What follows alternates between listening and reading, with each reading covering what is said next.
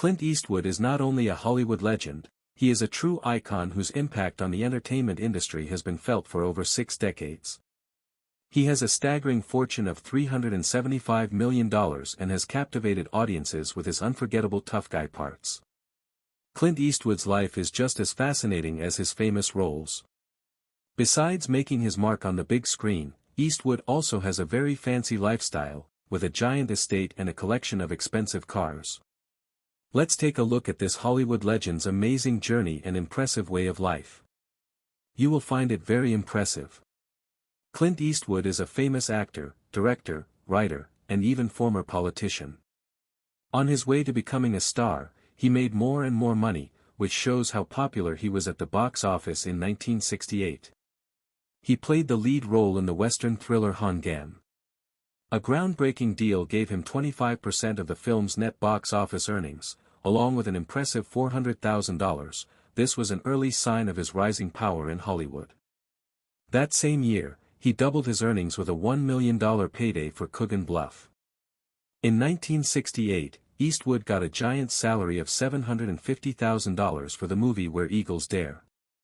By 1978, Eastwood's star power had reached new heights. He earned a wonderful $12 million for the action comedy Every Which Way But Loose. The momentum didn't stop. In 1984, he made $5 million for City Heat, and in 1993, he made $7 million for In the Line of Fire.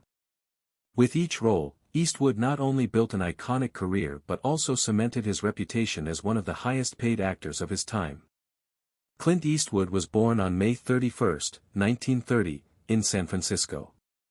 He weighed 11 pounds, ca 5 kilograms, 6 ounces, 0.23 kilograms, at birth, which is why the nurses called him Samson. In the 1930s, Clint's family moved around the West Coast as his father took on different jobs. By the 1940s, they had settled in Piedmont, California, a wealthy neighborhood where they had a swimming pool, a country club membership, and several cars. However, Clint's school years were difficult. He had trouble with schoolwork and was held back in middle school.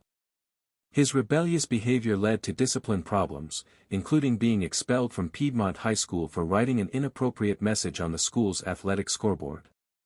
Clint completed his high school education at Oakland Technical and subsequently pursued employment as a lifeguard, paperboy, store clerk, golf caddy, and forest firefighter, among other roles. During the Korean War, he was drafted into the U.S. Army and sent to Fort Benning as a lifeguard. Eastwood met Chuck Hill, a well-connected person in the entertainment business, who put him in touch with cinematographer Irving Glassberg. Glassberg saw Eastwood's potential and set up a meeting with director Arthur Lubin. Lubin was impressed by Eastwood's rugged good looks and screen presence and told him to take acting lessons, which would shape his future career. Mark Eastwood began looking for roles and got his first small part in Revenge of the Creature. He kept getting small parts until 1959, when Rawhide, a Western series that ran for 6 seasons, gave him his big break. The show made him famous, but he wasn't yet a true superstar. In 1964, Clint risked all that would change his life by going to Italy to star in A Fistful of Dollars, a low-budget Western that Hollywood barely noticed. The movie became a surprise hit, and it led to 2 sequels, The Good, the Bad, and The Ugly. Suddenly, Eastwood wasn't just a TV cowboy anymore, he was an international movie star. Clint continued to rule the Western genre with movies like Hang 'Em High, 1968, in which Eastwood played a man who is wrongfully killed and is a sheriff seeking revenge, with actors like Inger Stevens and Pat Hingle. Eastwood's performance was a big turning point in his career. As we saw in the first part, the movie was a huge hit at the box office, earning Eastwood an impressive $400,000 plus a 25% cut of the net profits. Clint Eastwood experienced great success in the 1970s, solidifying his unstoppable status in Hollywood. In 1971, he delivered a career-defining performance as Inspector Harry Callahan in Dirty Harry, characterized by a steely glare and a .44 Magnum. He didn't just clean up the streets, he changed the action genre forever, and the movie became a cultural phenomenon, giving rise to the famous line. Eastwood became an action icon for generations with Do You Feel Lucky, and its many sequels, but he didn't just want to be in front of the camera, he also wanted to shape the stories himself. In 1973, he boldly directed High Plains Drifter, a dark and intense drama, and 3 years later, The Outlaw showcased his skill as a director. In 1976, Eastwood directed Josie Wales, a revisionist western that both critics and fans praised. The next year, he switched genres for Every Which Way But Loose, a light-hearted comedy that became a surprise hit at the box office. Eastwood wasn't just an action star, he was a storyteller who wouldn't be limited to one genre. As the 1980s came around, Eastwood wasn't slowing down. He continued to dominate as an action star while also improving his craft as a filmmaker by combining action with deeper, more thought-provoking stories. In 1983, he returned as Harry Callahan in Sudden Impact, the highest-grossing movie in the Dirty Harry series.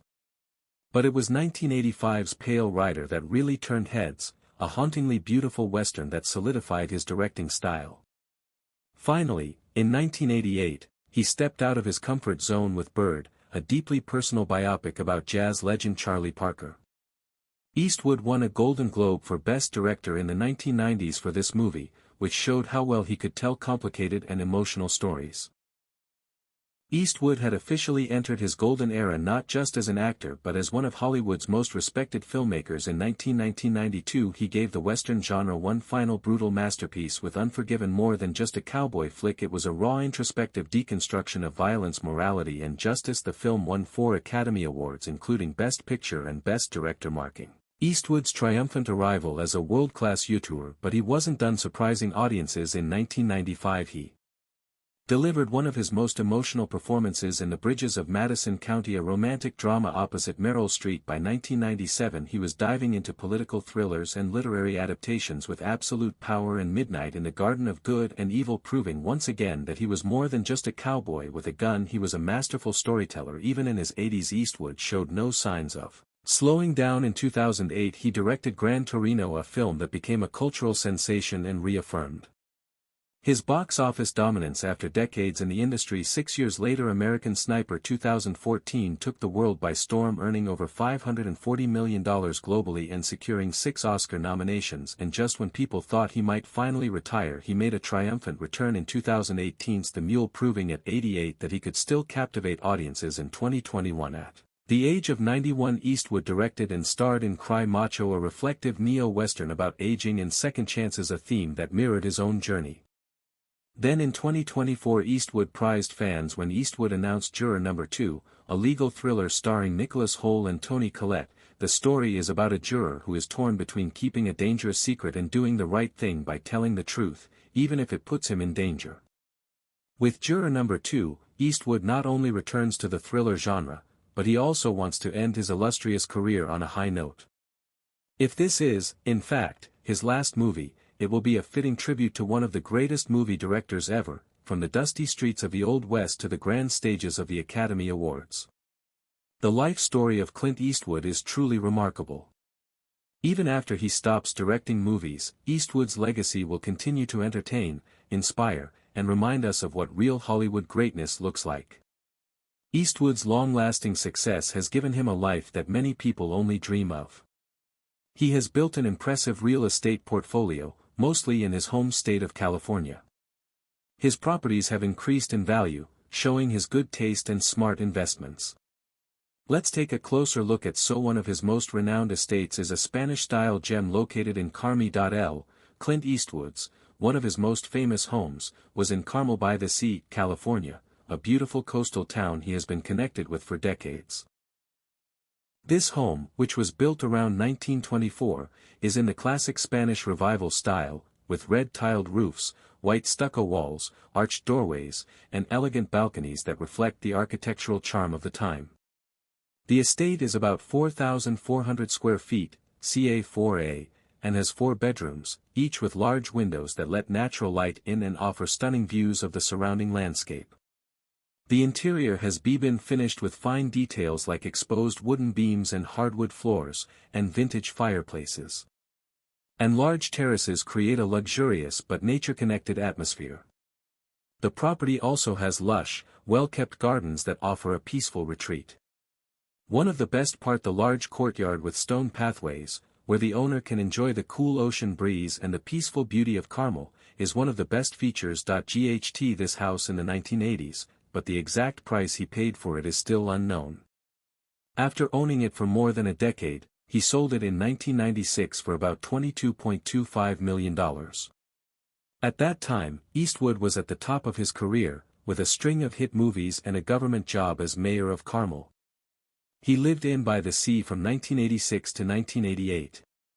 The house was not on. The house served not only as a place to relax, but also as a private sanctuary where he could find peace amidst his busy life. The property may have been influenced by his focus on other real estate projects such as the development of Mission Ranch and Tehama, two of his significant ventures in the Carmel area. After changing hands over the years, the property was sold again in October 2024 for $18.55 million, proving the enduring value of real estate in Carmel by the sea.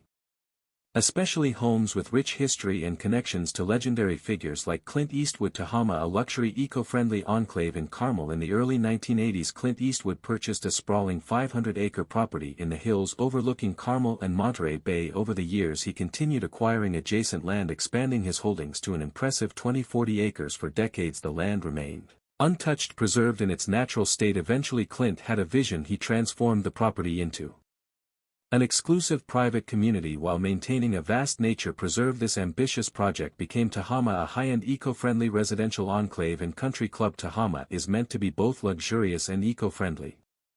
Only 90 home sites were planned out over 300 acres, leaving more than 85% of the land undeveloped. At the center of Tehama is a beautiful golf course built by famous architect J. Moorish and opened in 1999. To become a member of the country club, you must. To make it even more exclusive, you had to be invited to buy one of the undeveloped lots. When they first came, prices ranged from $1.5 million to $6.25 million, with the most expensive parcels covering up to 10 acres and offering stunning views of the ocean. Clint saved one of these lots.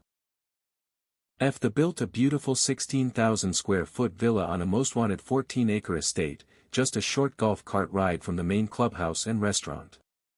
If it ever goes on the market, his home is expected to be a masterpiece of luxury and privacy. Lint's house will sell for $15 million to $20 million. There is a hotel called the Mission Ranch Hotel in Monterey County, California. Clint Eastwood bought the dairy farm in 1986 and transformed it into the luxurious Mission Ranch Hotel. The ranch is near the famous Cath. Historical significance of the Mission Ranch is further enhanced by its proximity to the renowned California Mission. The ranch is located on 22 acres of pristine land with stunning views of Point Lobos, Carmel River Beach, and the majestic Pacific Ocean. Its charm comes from the carefully restored buildings. Carefully restored buildings, which now have 31 hotel rooms spread out over 10 different buildings, each with a glimpse of the historic estate.